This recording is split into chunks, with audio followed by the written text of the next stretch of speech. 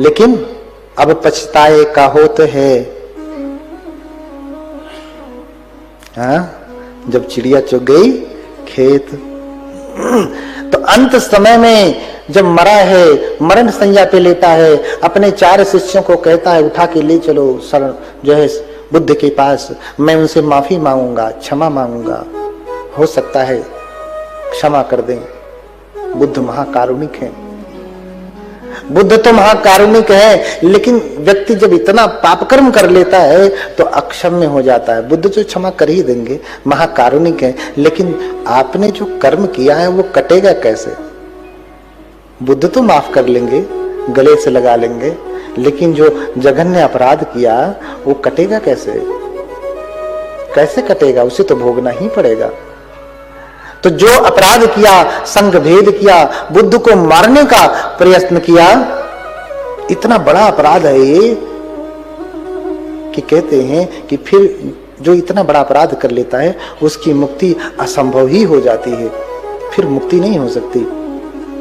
अंतिम समय में अपने शिष्यों को कहता है कि मुझे बुद्ध के पास लेकर के चलो, मैं उनसे क्षमा मांगूंगा, माफी मांगूंगा, पैरों में गिर जाऊंगा। कहते हैं जैसे ही विहार के द्वार के पास लेकर के जाते, कहता नीचे उतारो मुझे, मैं यहां से चल करके, शक्ति नहीं है शरीर में, लेकिन मैं यहां से चल करके भगवान बुद्ध का दर्शन करने जाऊंगा।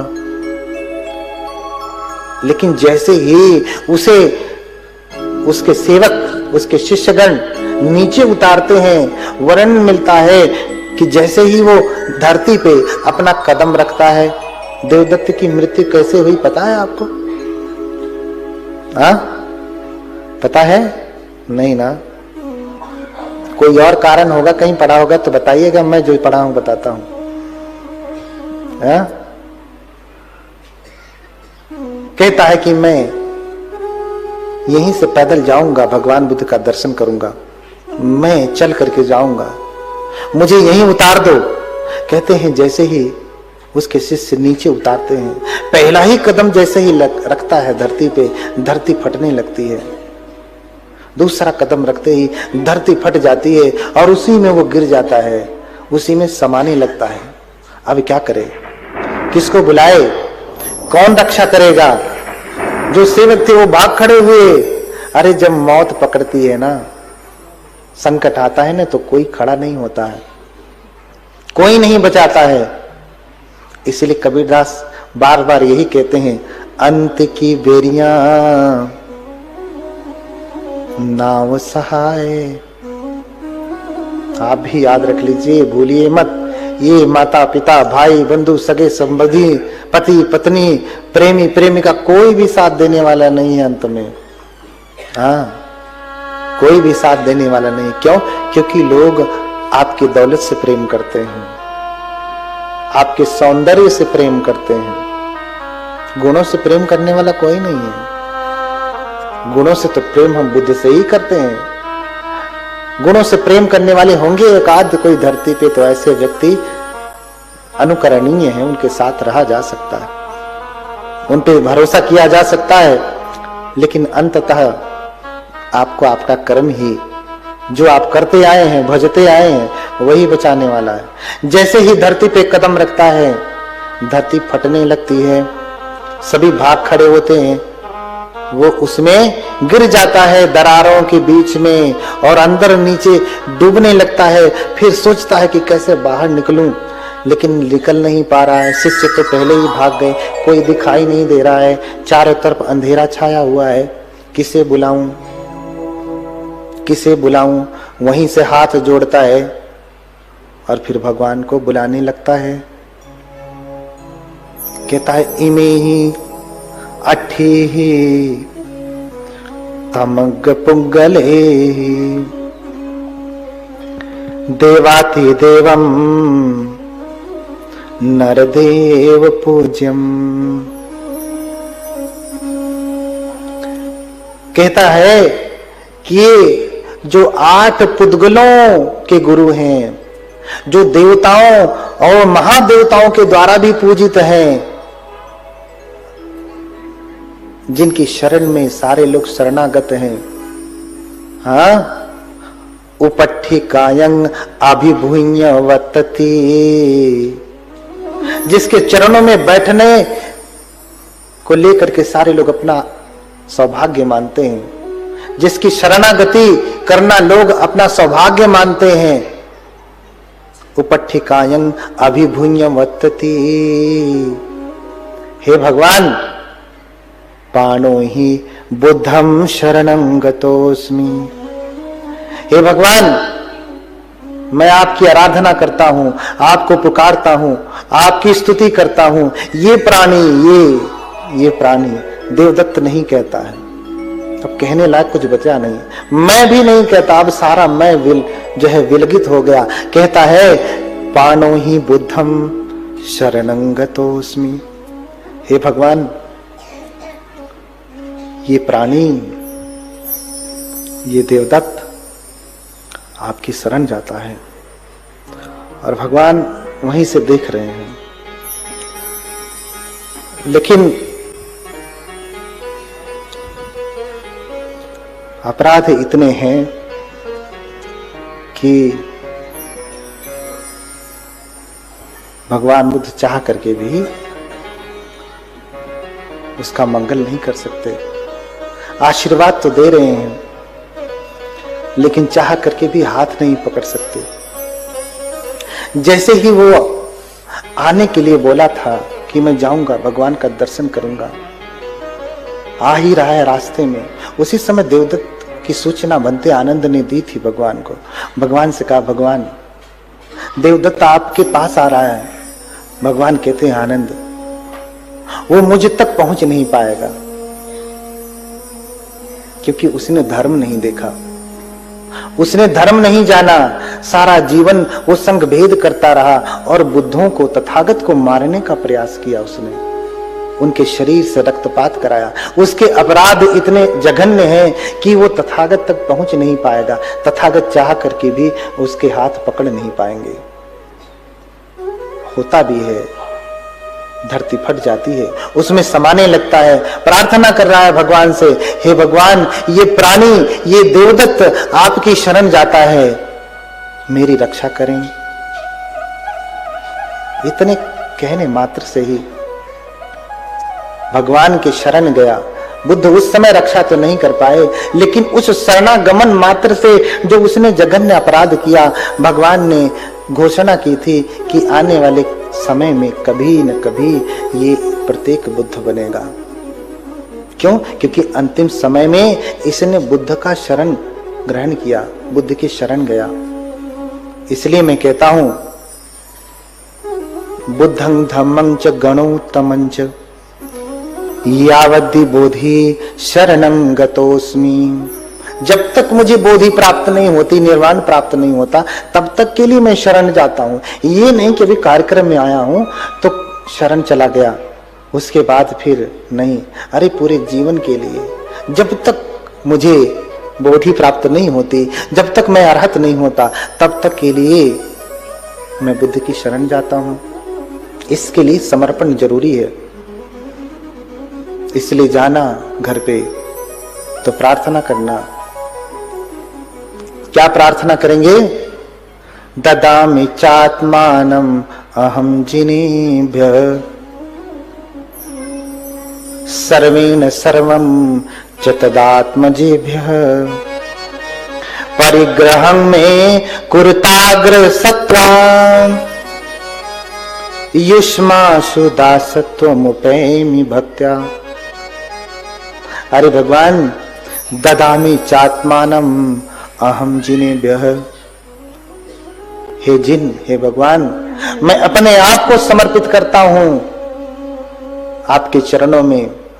सर्वेण सर्वं च तदात्मजेभ्यः, सभी प्रकार से, धन दौलत रुपए पैसे जो कुछ भी है, उन सबके साथ जिसको भी मैं अपना मानता हूं, उसके साथ मैं आपकी शरण ग्रहण करता हूं। परिग्रहं में कुरुताग्र सत्त्वा। हे अग्र सत्व, हे बुद्ध, बुद्ध को अग्र सत्व कहा गया। सच में श्रेष्ठ सत्व बुद्ध ही हैं इस धरती के। परिग्रहं में कुरुताग्र सत्वा हे अग्रसत्व मेरा परिग्रह करें, मुझे स्वीकार करें। युष्माशु दासत्व मुपैमि भक्त्या, मैं पूरी भक्ति भाव से आपके दासत्व को स्वीकार करता हूं, आपका दास बनता हूं मैं। इसलिए संतों के नाम में जो बुद्ध की ही परंपरा से निकले, उनके नाम में दास पड़ा। कबीर दास, रवि दास, सबने दास जोड़ना शुरू किया। हाँ, अब लोग कबीर साहेब कहते हैं, हाँ, रैदास साहेब कहते हैं। तो असली बात वो भूल गए हैं, क्योंकि अब कबीर की असली वाणी को ही वो भूल गए हैं। इसलिए इस मर्म को समझ नहीं पाते। उनको समझने के लिए पहले उन्हें बुद्ध धर्म पढ़ना पड़ेगा, अन्यथा सिर्फ कबीर को पढ़ करके नहीं समझ पाएंगे। क्योंकि वो शाखा है, एक पत्ती है, टहनी है धर्म की। और पूरे धर्म को समझना होगा तो भगवान बुद्ध के धर्म को पढ़ना पड़ेगा। इसलिए आप क्या करें, भगवान से प्रार्थना करें, हे तथागत सुगत ज्ञानदाता, मन में ज्ञान दीपक जला दो। आइए हम भजन के साथ इसको भगवान से प्रार्थना करें कि हे भगवान, आप हमारे भीतर विराजमान होवें, हम आपकी शरण जाते हैं। हे तथागत, हे ज्ञानदाता, हमारे भीतर ज्ञान का दीपक भरें, ताकि हम सच्चाई को देख सकें। हाँ, सच्चाई को देख सकें।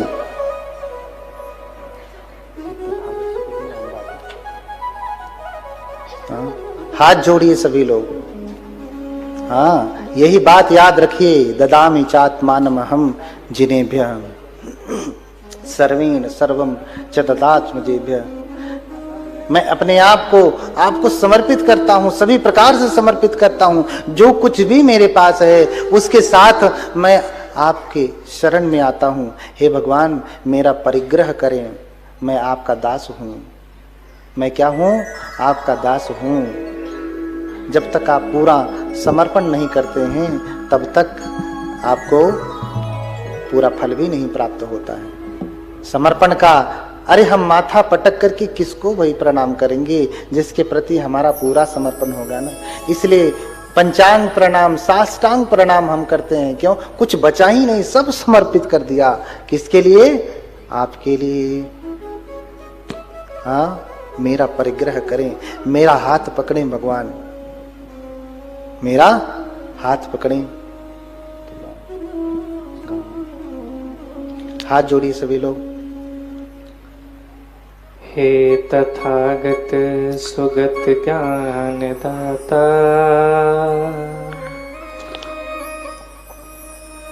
मन में सद ज्ञान दीपक जला दो।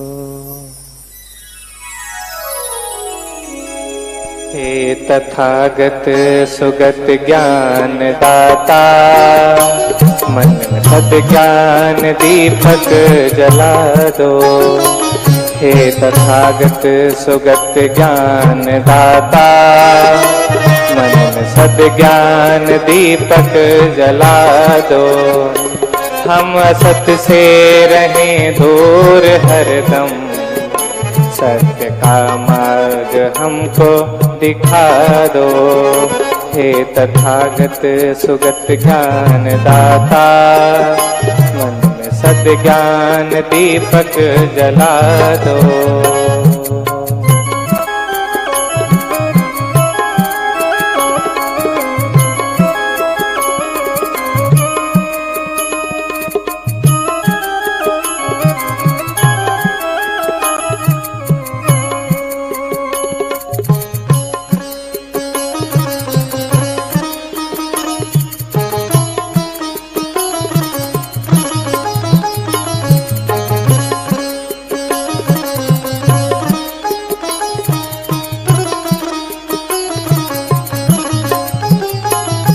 मेरी वाणी में भर दो मधुर स्वर, ज्ञान का ऐसा अमृत पिला दो। मेरी वाणी में भर दो मधुर स्वर, ज्ञान का ऐसा अमृत पिला दो।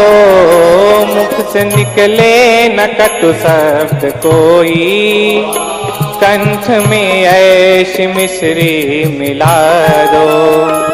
दिल में रह जाए करुणा दया बस, दूसरों का अंधेरा मिटा दो। हे तथागत सुगत ज्ञान दाता, मन में सद्ज्ञान दीपक जला दो।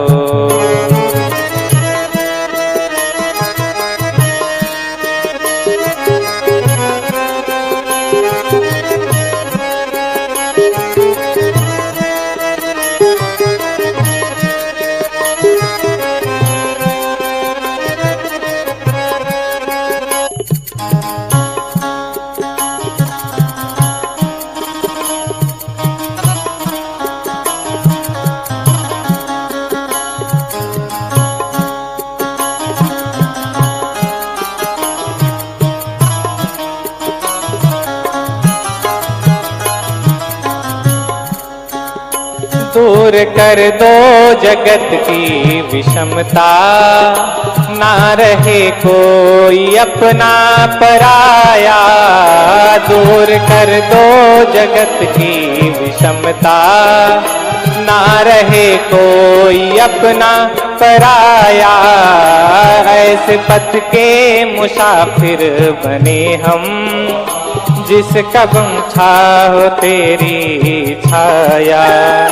जो करे प्रेम तरुण का सिंचन, हर हृदय में वो धारा बहा दो। हम असत से रहें दूर हरदम, सत्य का मार्ग हमको दिखा दो। हे तथागत सुगत ज्ञान दाता, मन में सद्ज्ञान दीपक जला दो। हे तथागत सुगत ज्ञान दाता, मन में सद्ज्ञान दीपक जला दो। हे तथागत सुगत ज्ञान दाता, मन में सद्ज्ञान दीपक जला दो। बोली भगवान बुद्ध की, भगवान बुद्ध की, भगवान बुद्ध की।